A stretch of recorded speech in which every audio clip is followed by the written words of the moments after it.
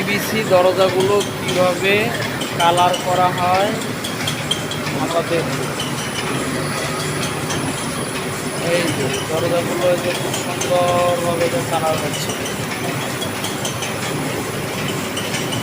Colour হচ্ছে।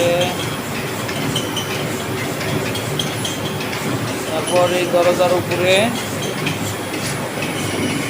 Glaze করার জন্য একটা তেল ব্যবহার করা হয়। এই তেলটা পড়ার পর এই জিনিসটা আরো সুন্দর গ্লেজ হয়।